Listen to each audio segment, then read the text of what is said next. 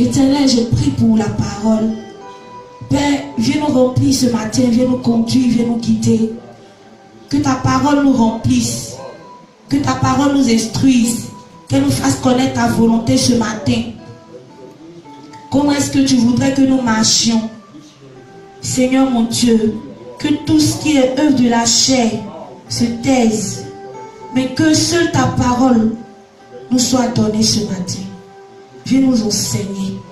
Viens nous guider. Dans le nom de Jésus. Amen. Amen. Amen. On peut s'asseoir dans la présence de Dieu. Le message est long. Alléluia. Mais je vais faire un effort pour rendre ça court. Alléluia. C'est une pensée que le Seigneur veut nous faire comprendre. Et j'ai beaucoup réfléchi dessus. J'ai dit le dimanche passé que nous allons parler de ce thème, la crainte de Dieu. Alléluia. La crainte de Dieu, la crainte de l'Éternel. Le dirigeant a beaucoup parlé de la crainte de Dieu aujourd'hui. Alléluia. Donc nous allons comprendre la crainte de Dieu. Le thème de ce matin, c'est la crainte de l'Éternel. C'est une suite logique. Nous allons travailler ensemble. Alléluia. Alléluia. Est-ce qu'il y a un peuple de Dieu? Est-ce qu'il y a un peuple de Dieu? Alléluia. On va travailler ensemble.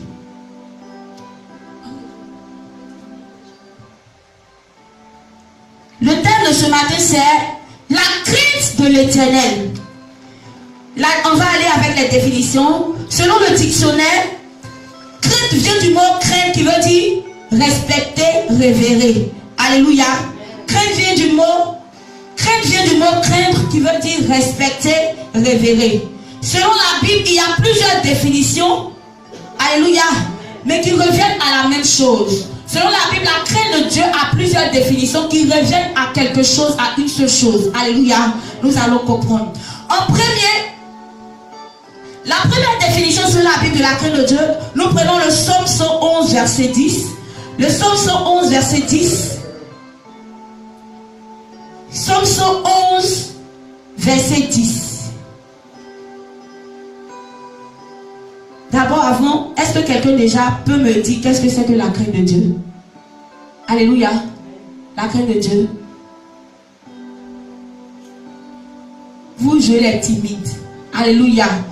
On est dans la maison de Dieu. Psaume 111, verset 10 nous dit quoi? Psaume 111, verset 10 nous dit que la crainte de Dieu, la crainte de l'Éternel est le commencement de la crainte de l'Éternel est le commencement de la Alléluia. Peuple de Dieu. Peuple de Dieu. Un ensemble. La crainte de Dieu est le commencement de la sagesse. Alléluia.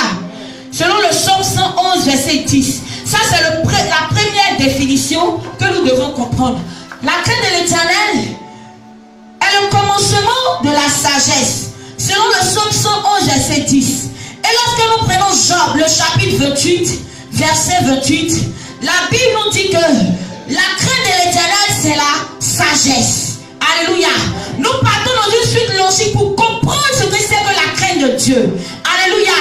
En premier, la crainte de Dieu, c'est le commencement de la sagesse. Selon Job, le chapitre 28, verset 28, la crainte de Dieu, c'est la sagesse. Ce qui veut dire quoi?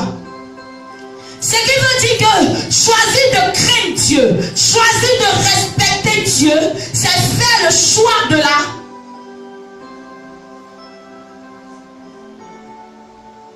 Pas le fort. Tiens, de la... Alléluia. Alléluia. Alléluia. Ça, c'est dans l'intention qu'on comprenne. La Bible dit que la bonne semence est tombée. La semence est tombée dans une bonne terre. La bonne terre, là, c'est celle qui a compris la parole. Si tu n'as pas compris la parole, là, ça ne va pas porter du fruit en toi. Alléluia. Donc, disposons notre cœur pour comprendre quelque chose de la parole de Dieu. Amen. La première définition selon la Bible nous dit quoi? La sagesse, la crainte de l'Éternel est le commencement de la sagesse. Et la deuxième définition dans Job 28, verset 28 nous dit quoi? Que la crainte de Dieu, c'est la sagesse. Alléluia. Alléluia. Alors, nous revenons pour dire quoi? Donc, choisir de craindre Dieu. choisir de respecter Dieu, choisir de révérer Dieu, c'est faire le choix de la sagesse. Alléluia.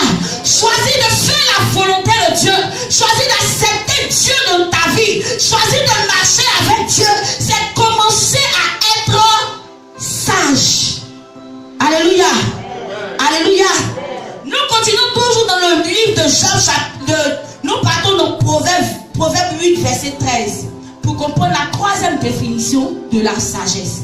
Quelqu'un a sa Bible? Quelqu'un a sa Bible? Quelqu'un a sa Bible?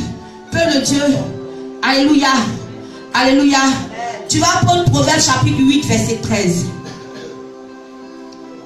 Proverbe chapitre 8, verset 13 nous dit quoi? La crainte de l'Éternel, c'est la haine du mal. Amen. Je veux que nous soyons ensemble. Je ne vais pas bavarder moi seul et puis j'ai quitté ici. Alléluia.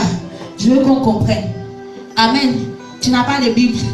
Tiens, il faut ouvrir.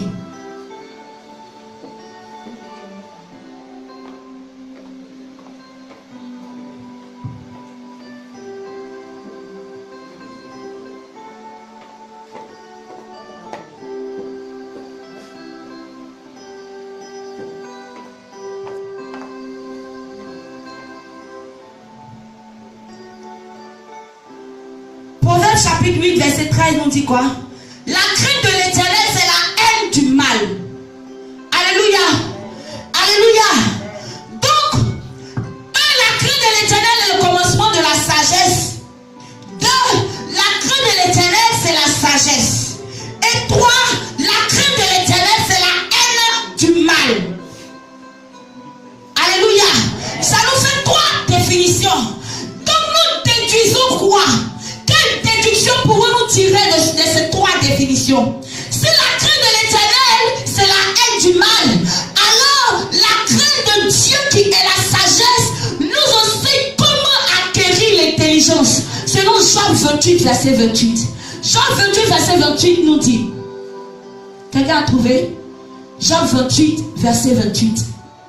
Je veux qu'on parte pas à pas pour comprendre ensemble. Alléluia. Parce que moi-même, ça ne m'a pas été facile pour comprendre. Lorsque j'étais en train de préparer ce message, il fallait une concentration pas possible pour comprendre ce que l'Esprit veut nous faire comprendre ce matin. Alléluia. Jean 28, verset 28 nous dit quoi? Verset 28b. S'éloigner du mal, c'est l'intelligence. Alléluia. S'éloigner du mal, c'est l'intelligence. Donc, si dans Proverbe 8, verset 13, on nous dit que la crainte de l'Éternel, c'est la haine du mal. Et dans Job 28, verset 28, on nous dit que s'éloigner du mal, c'est l'intelligence. Donc, ça veut dire quoi? Alléluia. Ça veut dire quoi? Ça veut dire quoi? Alléluia. Amen. Alléluia. Amen. Ça veut dire que la crainte de Dieu, qui est la sagesse de Dieu, Amen. Amen. On en sommes. La crainte de Dieu, qui est la sagesse de Dieu, nous enseigne comment acquérir l'intelligence qui est s'éloigner du mal. Alléluia. Amen. On comprend. Donc, partons du fait que la sagesse qui est la crainte de Dieu est la haine du mal, et que l'intelligence est s'éloigner du mal, alors nous pouvons déduire que la crainte de Dieu nous confère des connaissances qui nous donnent d'acquérir l'intelligence. Alléluia. Quelqu'un? Alléluia. Et la définition de la sagesse dans Job chapitre 8, verset 13 nous dit quoi? Nous dit que la crainte de l'Éternel, c'est la haine du mal.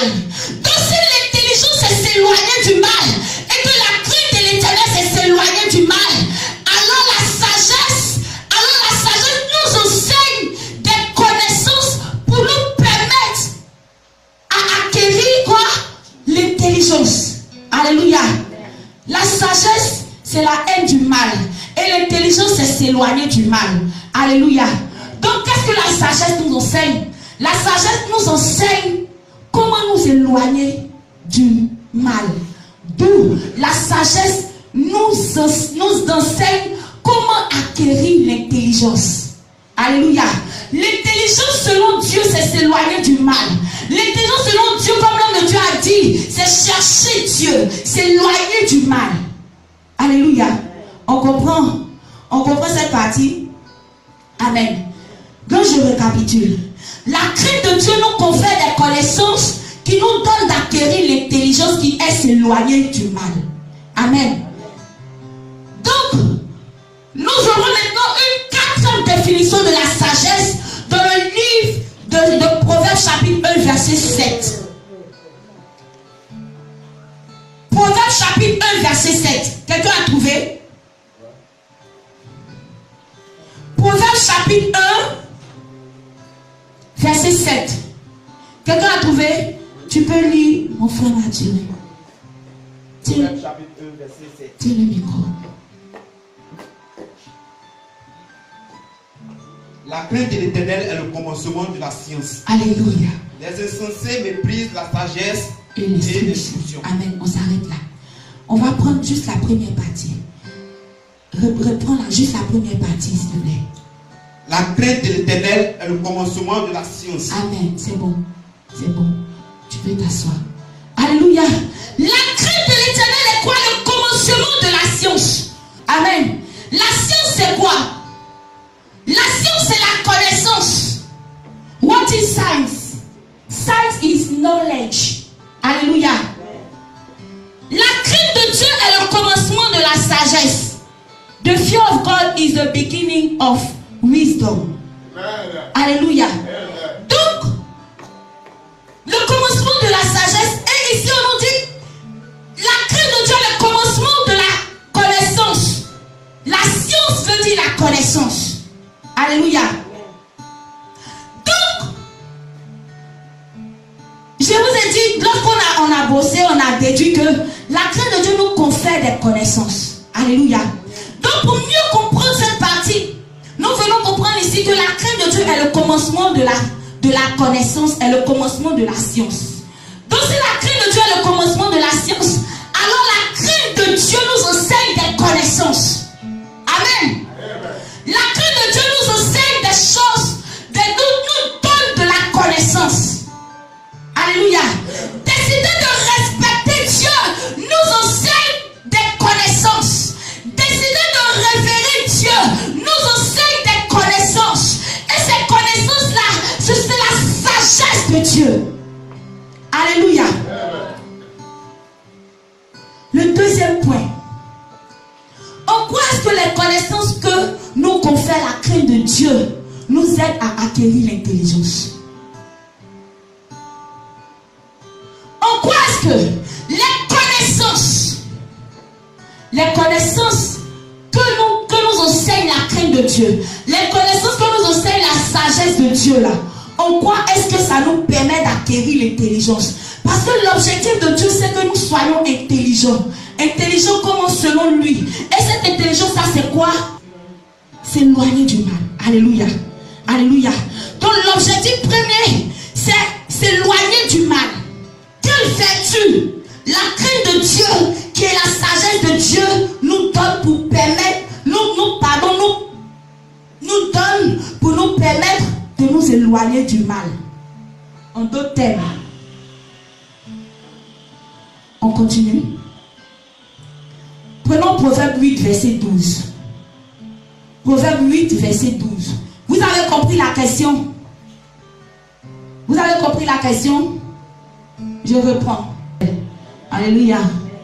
Donc si l'intelligence est s'éloigner du mal, la sagesse nous enseigne comment nous éloigner du mal par les connaissances qu'elle nous confère. Alléluia. Donc maintenant la question c'est que en quoi est-ce que la connaissance que Dieu nous donne là nous permet de nous éloigner du mal? Et nous prenons Job 8 verset 12. Qu'est-ce que Job 8 verset 12 nous dit? Quelqu'un a trouvé Proverbe 8 verset 12 plutôt. Proverbe 8, le verset 12. Oui. Moi, la sagesse, j'ai pour demeure le discernement.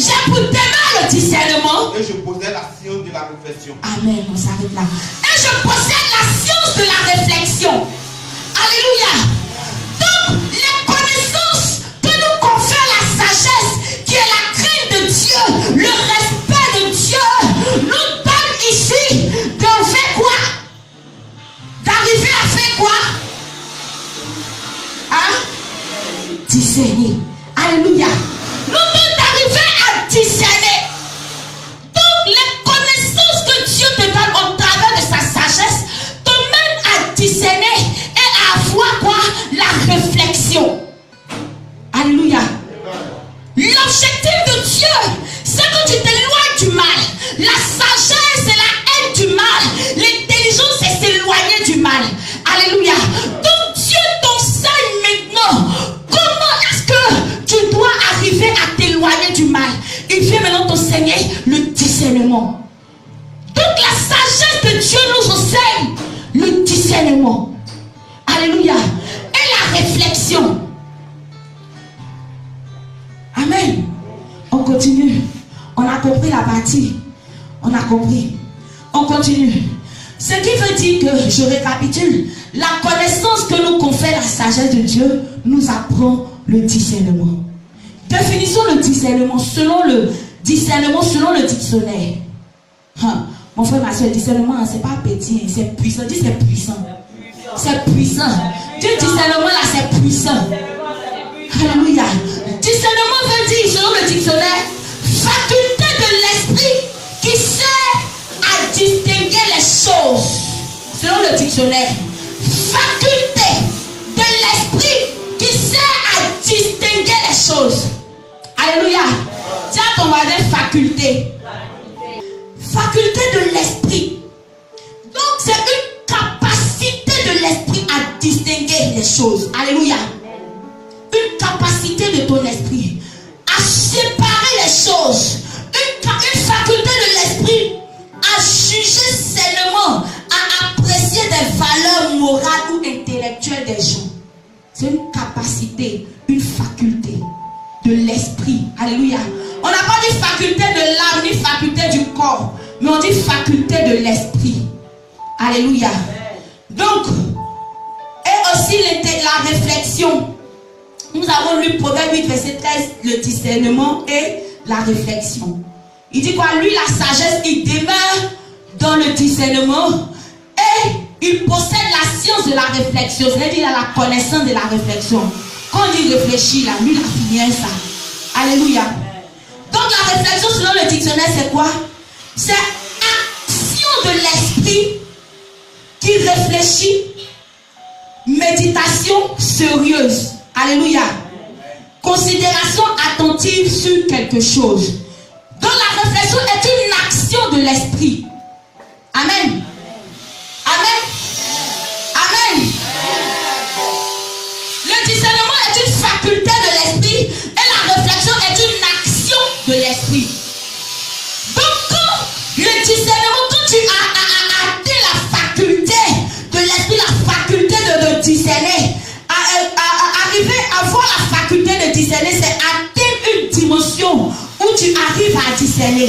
Donc pour pouvoir arriver à cette dimension, il faut des enseignements comme on a dit. Et c'est la sagesse qui t'enseigne ces choses pour que tu puisses acquérir cette faculté-là.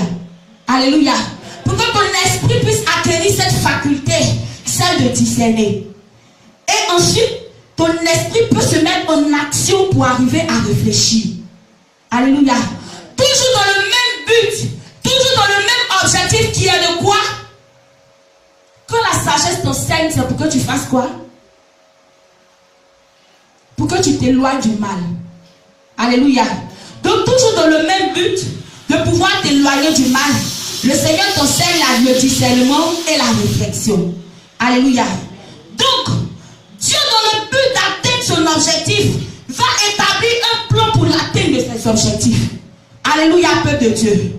Dieu, dans le but d'atteindre son objectif, va établir un plan pour l'atteinte de ses objectifs. C'est ce qu'on appelle la planification. Alléluia. Dieu va planifier.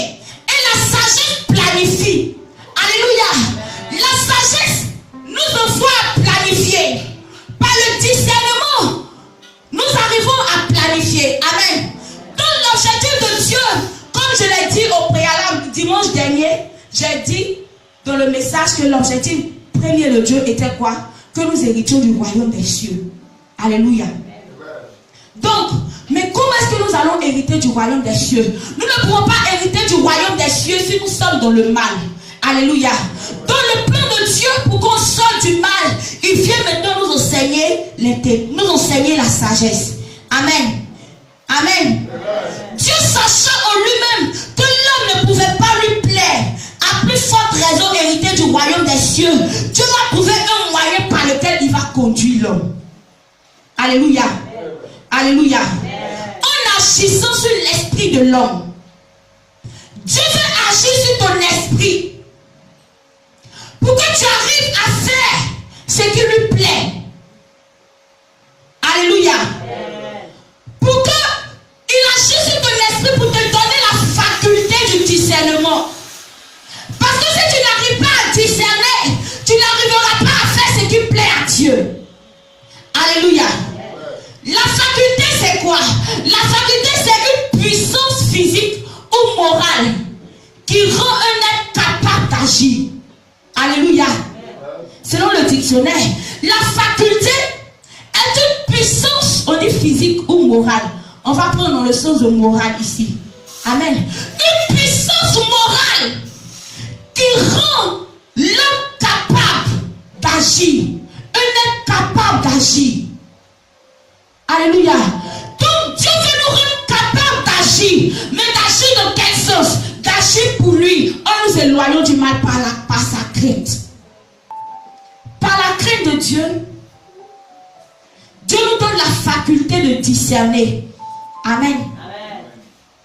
Il nous donne la faculté de discerner. Et il met en nous l'action de la réflexion. Donc, l'homme avant ne connaissait pas le bien, ne connaissait pas le mal. Dans le jardin d'Éden, Adam et Ève ne connaissaient pas le bien. Adam et Ève ne connaissaient pas le mal. Ils étaient neutres. Alléluia. Voilà pourquoi lorsqu'ils ont mangé le fruit de l'arbre interdit, la Bible dit dans Genèse 3, verset 7, leurs yeux s'ouvrirent. Alléluia. Les yeux d'Adam et Ève se sont ouverts. Mais se sont ouverts sur quoi? Se sont ouverts sur le bien, se sont ouverts sur le mal. Pourquoi? Parce qu'automatiquement, ils ont réalisé qu'ils étaient nus. Et ils ont cherché à mettre habit sur eux. Ils ont vu que l'affaire de nu là, c'est pas bon. Alléluia.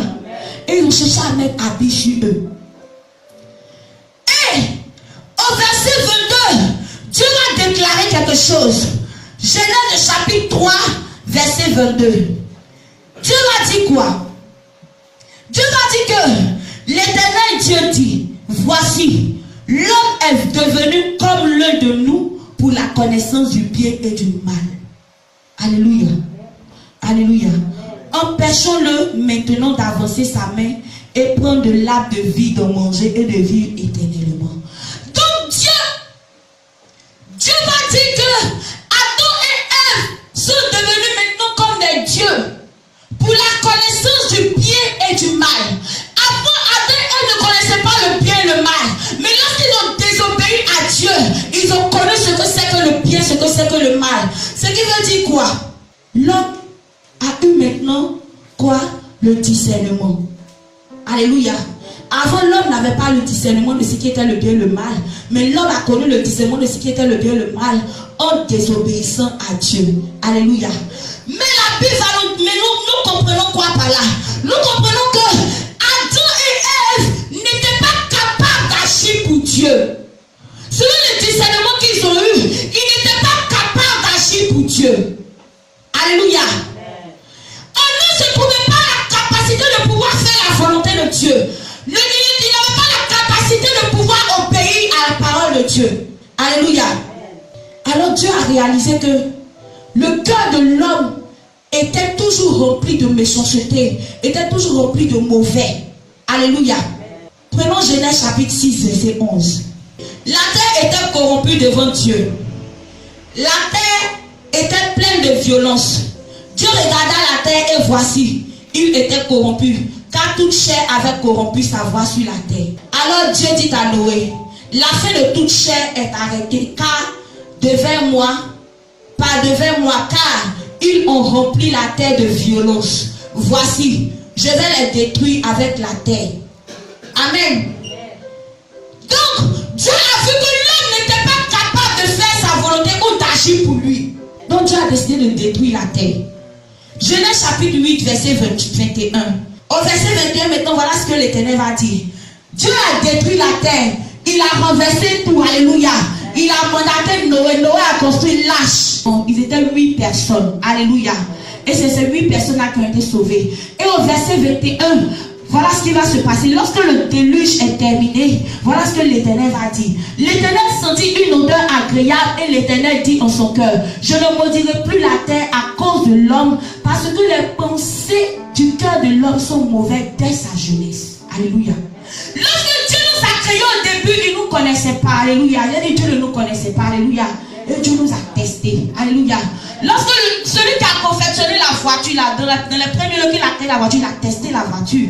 Tout ce que tu crées là, tu testes pour voir si le fonctionnement est bon. Alléluia. Donc quand Dieu nous a créé, nous a mis dans le jardin d'Éden, il nous a testés. Il a testé Adam et Ève pour voir si Adam et Ève vont obéir à sa voix. Alléluia.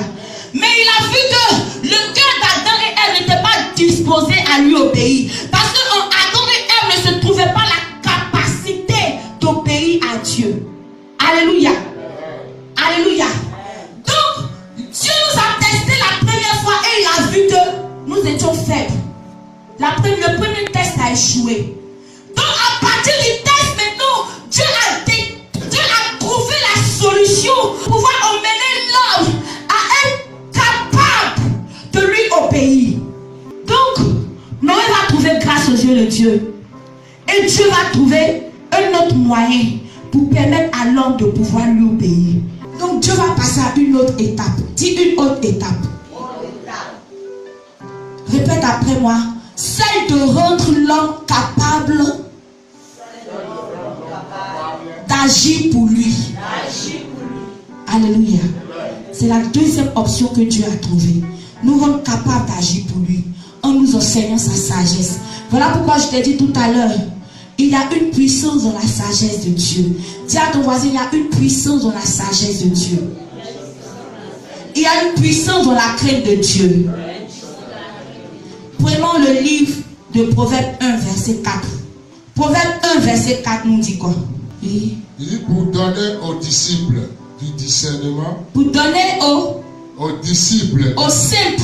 Ouais, aux simples. Oui. Pour donner aux simples du discernement, aux jeunes hommes de la connaissance, de la connaissance, de la réflexion. Et de la réflexion. Amen. Alléluia. C'est bon? Amen. Oui, c'est bon. Donc, il dit, pour donner aux simples du discernement, aux jeunes hommes de la connaissance et de la réflexion. Alléluia. Alléluia. Donc, la sagesse de Dieu nous donne le discernement, nous donne la connaissance et nous donne la réflexion. Et aujourd'hui, cette sagesse, nous pouvons la contempler dans l'église. Nous pouvons la contempler dans le monde. Alléluia. Alléluia. Alléluia. Et cette sagesse aujourd'hui, c'est qui? C'est Jésus-Christ de Nazareth. Alléluia. La sagesse de Dieu, celle qui nous enseigne de nous éloigner du mal, celle qui nous donne la capacité, celle qui nous rend capables d'agir pour Dieu, celle qui nous rend capables d'agir selon Dieu, celle qui nous rend capables d'agir pour Dieu, de choisir Dieu, de faire les choix de Dieu, d'obéir à Dieu. C'est Jésus-Christ de Nazareth. Alléluia. Et en Jésus-Christ de Nazareth, la sagesse de Dieu nous enseigne le discernement. Lorsque nous prenons le livre de Jean, le chapitre 3, verset 16, la Bible nous dit quoi? La Bible nous dit que Dieu a tant aimé le monde qu'il a envoyé son Fils, afin que quiconque croit ne périsse point, mais qu'il ait la vie éternelle. Alléluia. Celui qui doit périr, c'est celui qui est en danger. Celui qui doit périr, c'est celui qui a fait le mal. Celui qui doit périr, c'est celui qui pèse un châtiment. Alléluia. Alors la Bible dit que celui qui croit en Jésus-Christ, cette personne-là ne périra pas, mais cette personne-là aura la vie éternelle. Alors celui qui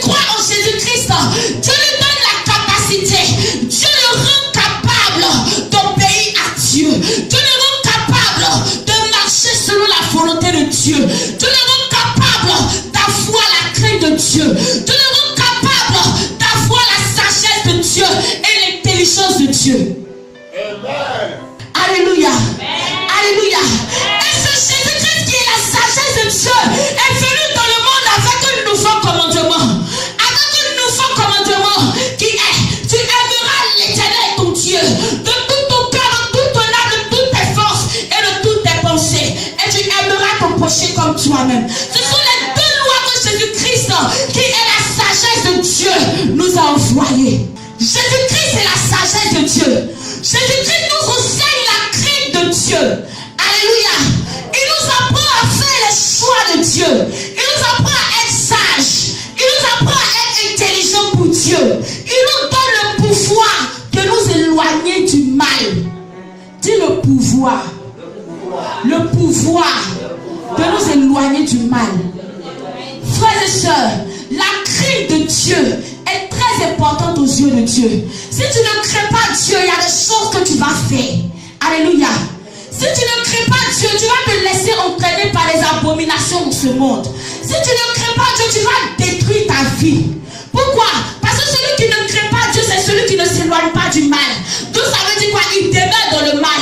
Il est dans le mal. Il fait ce qui est mauvais. Parce qu'il n'a pas la crainte de Dieu. Alléluia. Et celui qui ne s'éloigne pas du mal, qui n'a pas la crainte de Dieu, son châtiment c'est où? Il ira en enfer. Alléluia. La parole est claire. Je ne suis pas en train de juger l'homme, mais c'est la parole qui est en train de nous juger. Alléluia. La Bible dit que la parole est tranchante comme une épée à double tranchant. Elle sépare moelle et jointure. Elle juge les sentiments du cœur. Alléluia. Donc celui qui ne marche pas dans la crainte de Dieu, celui qui ne décide pas de respecter Dieu, celui qui ne décide pas d'aimer Dieu, cette personne-là ne pourra pas s'éloigner du mal. Tu désires t'éloigner du mal, mais comment est-ce que tu fais pour t'éloigner du mal? Tu désires arrêter de fumer, tu désires arrêter de te droguer, tu désires arrêter de te masturber, tu désires arrêter de faire l'impudicité, de faire l'adultère, tu désires arrêter d'être méchant. Mais comment est-ce que tu procèdes? Alléluia. C'est la sagesse de Dieu. C'est Jésus-Christ qui te conférer le pouvoir de sortir de là. Parce que l'option 2 de Dieu est de te rendre capable de lui obéir. Pour que tu puisses hériter du royaume des cieux. Alléluia. Alléluia. La sagesse de Dieu. La sagesse est la première œuvre de Dieu. Selon Proverbe 8, verset 23. La sagesse, Jésus-Christ, est la première œuvre de Dieu. La sagesse est la première œuvre de Dieu. Et il nous dit ici que j'ai été établi depuis l'éternité dans le commencement avant l'origine de la terre. Amen. La sagesse a été établie depuis le commencement dans l'origine de la terre. Et ici, lorsque nous lisons le livre de Jean, Jean le chapitre 1, verset 1, au commencement était quoi? La parole. Et la parole était quoi? Avec Dieu. Et la parole était quoi? Était Dieu. Amen. Elle était au commencement avec Dieu. Toutes choses ont été faites par elle. Et rien de ce qui a été fait n'a été fait sans elle. Alléluia. Donc, en premier, si la sagesse est la première œuvre de Dieu, et que la sagesse était au commencement avec Dieu, dans le livre de Proverbes et dans le livre de Jean, ici on nous dit quoi? Que la sagesse, que au commencement était quoi? Était la parole. Et la parole était quoi? Avec Dieu, la parole était Dieu. Ce qui veut dire quoi? Ce qui veut dire que la sagesse de Dieu, c'est quoi? C'est sa parole. Amen. Donc, la sagesse de Dieu qui est sa parole vient maintenant nous donner la capacité d'agir pour Dieu. La sagesse de Dieu, c'est sa parole. C'est sa parole. Et la connaissance que la parole de Dieu te confère, c'est cette connaissance qui te rend, qui te donne le discernement et te donne la capacité d'obéir à Dieu. Alléluia. Donc la crainte de Dieu, le respect de la volonté de Dieu, vouloir faire l'œuvre de Dieu, choisir Dieu dans ta vie, tu es en train de faire le choix de la sagesse. Alléluia. Et cela est une bonne action devant Dieu. Donc pour bénéficier de la puissance de la parole, pour bénéficier de la puissance de la sagesse, qui est de rendre l'homme intelligent selon Dieu, c'est de méditer la parole de Dieu jour et nuit. Alléluia. C'est de méditer la parole de Dieu jour et nuit, qui est la sagesse de Dieu. Si tu n'as pas la sagesse de Dieu en toi, qui est sa parole, tu ne pourras pas t'éloigner du mal. Tu ne pourras pas t'éloigner de l'impudicité. Parce que dans la parole de Dieu, il y a une puissance. Dans la sagesse de Dieu, il y a une puissance. Et cette puissance-là, c'est elle qui a vaincu la mort. Et cette puissance-là, c'est elle qui t'a donné la capacité d'aimer Dieu et d'adorer Dieu. Alléluia. Josué 1, le chapitre 8 nous dit quoi? Que ce livre de la loi ne s'éloigne point de ta bouche. Que ce livre de la loi ne s'éloigne point de ta bouche. Médite le jour et nuit. Médite le jour et nuit. Afin d'agir fidèlement selon tout ce qui est. Pour agir fidèlement selon tout ce qui est écrit. Alléluia. Oui. Car c'est alors que tu auras du succès dans tes entreprises. Oui. C'est alors que tu réussiras. Amen. Amen.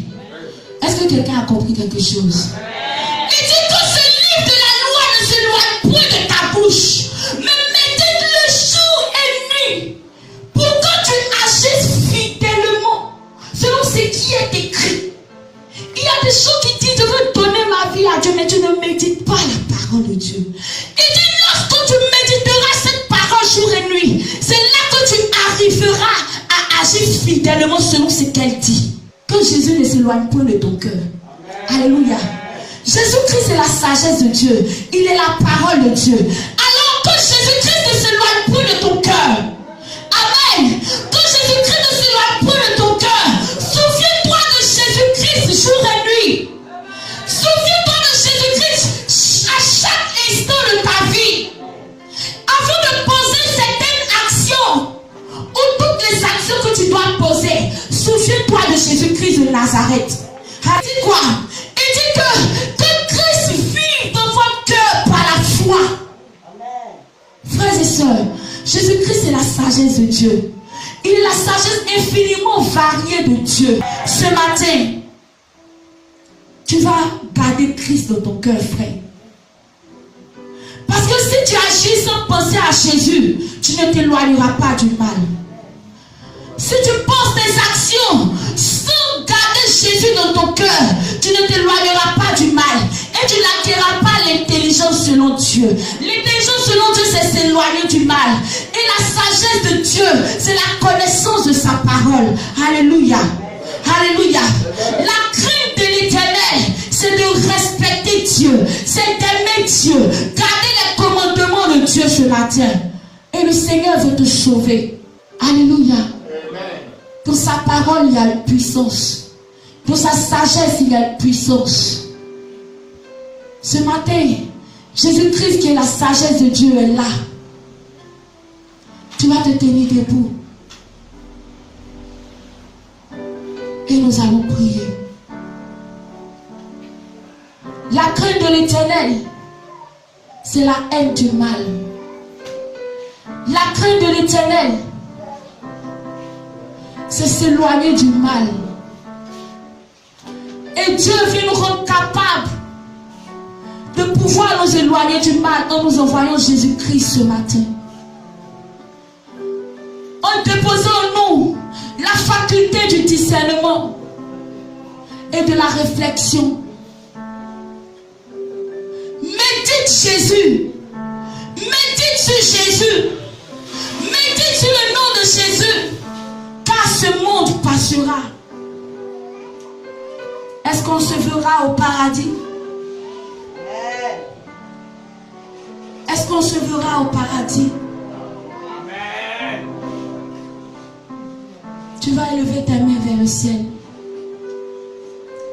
Et tu vas dire: Jésus,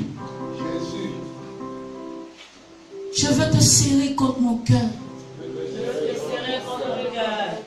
Dans tout ce que j'ai à faire. dimensions de ma vie. Car je veux arriver à te connaître profondément. Que ta sagesse m'environne. Et que je puisse briller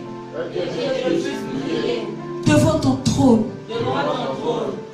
Seigneur, me voici ce matin. Dis à Jésus de venir habiter pleinement dans ton cœur. De venir habiter pleinement dans ton cœur ce matin. Dis-lui de venir habiter pleinement dans ton cœur. Car celui qui garde Jésus dans son cœur, cette personne-là s'éloigne du mal. Et ce sont ces personnes qui s'éloignent du mal que Dieu considère. Tous ceux qui s'éloignent du mal sont considérés par Dieu. Tous ceux qui font le mal en horreur sont considérés par Dieu. Et la Bible dit la faveur de Dieu repose sur eux.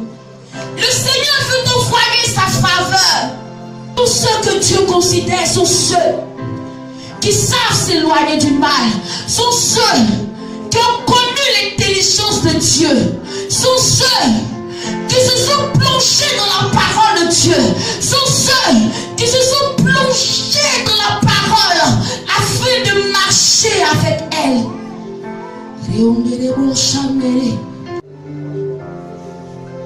Je te prie, Seigneur. Je te dis merci. Car tu nous donnes de te garder dans notre cœur. Tu nous donnes de te garder dans notre cœur, Seigneur. Tu nous donnes de ne point nous éloigner de toi, mais de te garder dans notre cœur, afin d'agir fidèlement selon tes lois, d'agir fidèlement selon tes principes. Sois béni, Éternel. Sois élevé, Éternel. Sois adoré, Éternel. Merci, Jésus. Merci, Jésus. Merci, Jésus.